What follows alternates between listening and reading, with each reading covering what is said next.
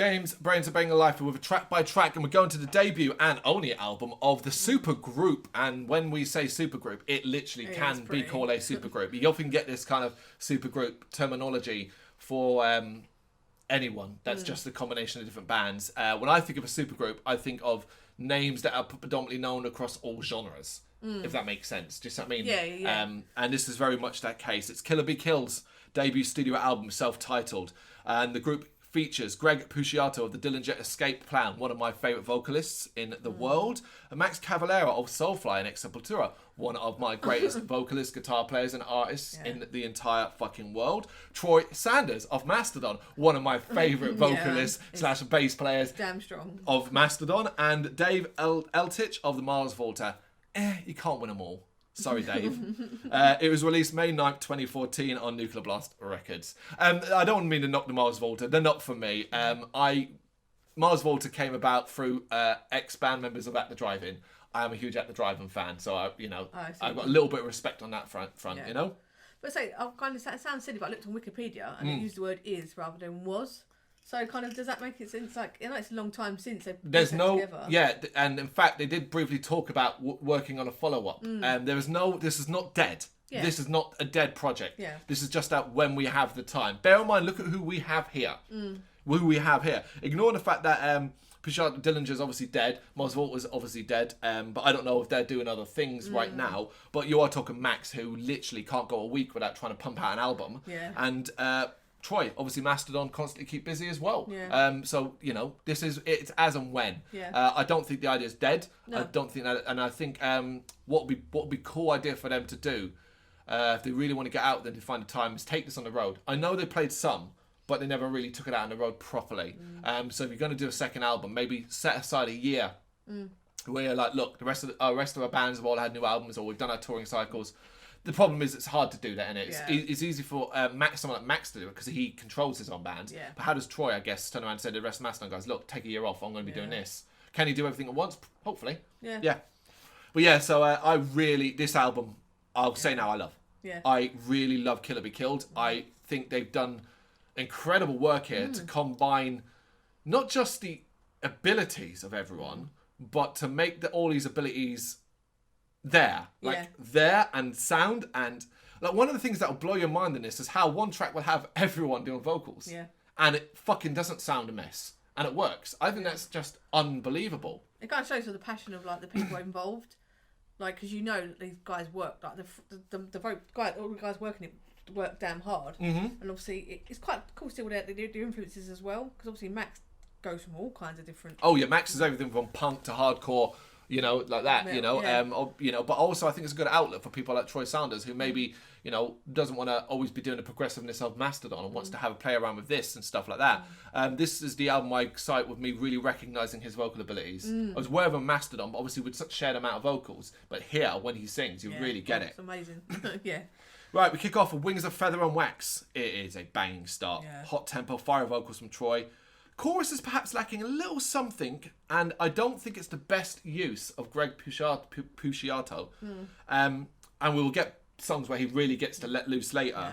However, the shift that follows the second chorus and the Max vocal-led burst is banging. It's a great track. Oh yeah, and I say, like, if you want a great opening track of "This Is What We Are," it kind of sums it all up. This is what we are. This is what we're doing going forward. This is the kind of sound we have, and it's like, I'm on board. We say that, but I don't think like there's one specific sound you can attribute to them. No, that's what I mean. Like, it's because a lot of people might be going, "How is this going to work? What's it going to be?" And then you kind of go, "Okay, this is going to be damn good." Talk about influence as well. Then we get kind of face down, and I find this very much a Max track, very hardcore punk infused track. The chorus is goddamn like heavy heaven. Max is on fire here, stuff. The groove while he shouts the title is just banging. That's a pit. Yeah. I called it. I just put meaty, so meaty. I put Love Troy's vocals. So. Yep.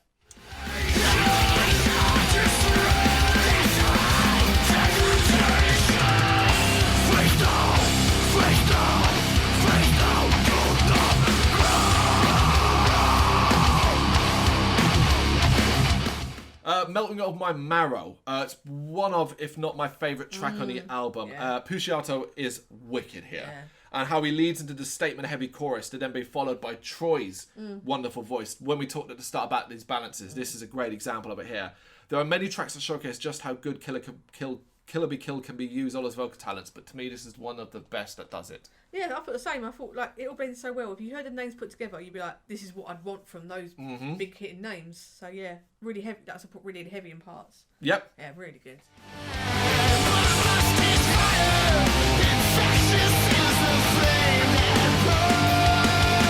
We are what we are. Death unto us all.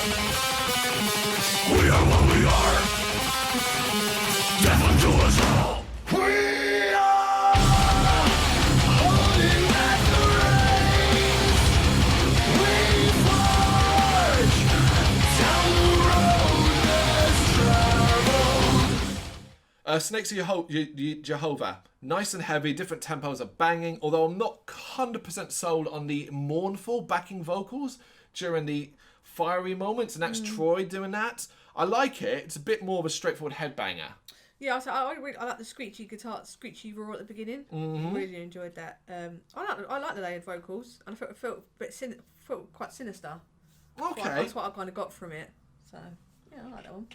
Curb Crusher. Again, for me, this has Max written all over it, which is no complaints. It's such a hefty offering. Although, right, here's the thing, right? If this had appeared on a Cavalera Conspiracy album with a Troy guest credit, you wouldn't be surprised. Yeah. I love the combined vocals, though. Max screaming "Crush Your Demons" and Troy singing "I See Them Falling." Yeah. That is, Yeah, like, to me, that's pretty cool. but like the tempo, the beat, the rhythm, it's Cavalera Yeah. Conspiracy style stuff. But with like Troy Sanders as a guest more than anything else. But I do really like it. And I like that crush. Your deep, I see that. It's just awesome, you know? I put no messing around, Max and Troy. It feels like a big rubber mallet hitting you when it slows down. And gets heavier. Yeah, loved it. Yeah, it's one of the best on it for sure.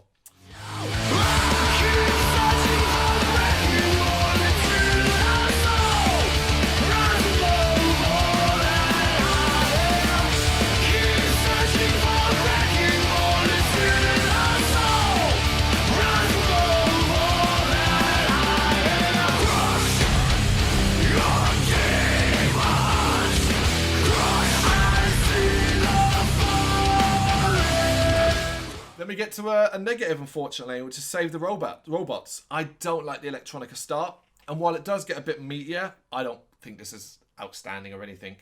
Oh, I enjoyed it. I quite like the aggression that rumbles through it. And I think the album's always got something to keep your attention. Different vocalists, different paces. So I quite like the change of it. No, that's easily one of my least favourite. Fire to Your Flag. Wild, one of the less rhythmic and more metal intensity-led tracks. A bit of a beast that flings itself about with little care. It's got violent riffing, no real discernible vocal style, and punchy percussion. It's very messy, but I like it. Yeah, they really feel like they mean it when they say it. Fly to Your Flag. It really feels like, it's just aggression. It was a bit like, oh, did you just jam this and go hard? Let's go hard and heavy and see what we come up with. And this was it. Yeah. Like that. IED, it's a strong start. The brief guitar line, then picked up by everyone else before erupting with kind of a Max-led effort. The bass and drums are the most memorable things here. Very thrashy. I enjoyed it, but it's not my favourite track. So it's still, they can't all, like, that's the point of an album, isn't it? It's like different peaks and troughs of it. But yeah, not my favourite on the album. Cool. Dust in the Darkness, it packs a ton of bite. Two particular things stand out for me, which is the vocals from Greg Pisciato and the riffs. Yeah, I said completely different to the rest. I feel like it kind of stands out from that. Really? Yeah, because Pisciato's got quite a unique vocal style. That's what kind of like takes it away. Yeah, takes it away from like the rest of it. That's cool. Yeah. 12 Labours. This is a track I always forget about, and then when I hear it, I remember I actually love it. Slower tempo, eerie effects, darker tone. The increase in pace feels very natural, but it's the slower parts that kill it. I think the fast-paced track, thundering end. The way it ends is just like, yeah. And then we wrap up with Forbidden Fire. Dark and bassy, grungy and twisted, like listening to a Type O negative track at first. Did you get that? Yeah, I really got that. I really it's like cool. Yeah. Heavy thump while retaining the slower pace is what I like more, though. It's like whispered vocals, sludgy interludes, peaks and troughs in pace. Yeah, I really like as an ending track. I really enjoyed this one. Yeah.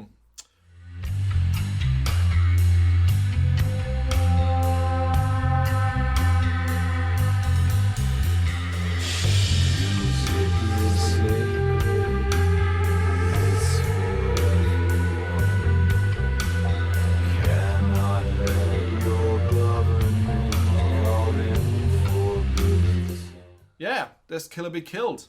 Right. Top 3? Yep. Okay, my top 3. Wings of Feather and Wax, Snakes of Jehovah. I put Forbidden Fire, but now thinking about Curb Crusher again, it's a top. Oh, I'm torn. I'm going to stick with Forbidden Fire. Yeah. Mine's Melting of My Marrow, Curb Crusher, and 12 Labours. There's my 3. 3 very, very tracks as well. If you haven't had a chance to listen to this, I do say check it out. Even if you're a fan of only one, or you don't particularly care for another, you might find that this might give you more of an impression. It was this that kind of got me intrigued into the Dillinger Escape plan. Was get Greg Puciato on this. I was like, man, that guy can fucking go. Yeah. Back in 2014, because this was an album I was listening to when it first came out. Yeah. It was reviewed on the site. One of the earliest reviews we've got, 2014, Kill or Be Killed. So let us know what you think in the comments. Thank you very much for watching. You can check us out on gbhbl.com, as well as on Facebook, Instagram, Twitter and Tumblr. Go to Patreon to help us out over there. That's patreon.com/gbhbl, as well as Big Cartel, where you can find some of our merchandise. We have a podcast running on SoundCloud and Apple Podcasts. And of course, if you like this video, do us a favour, hit the subscribe button and help the channel grow. Games, horror and heavy metal. What else is life for?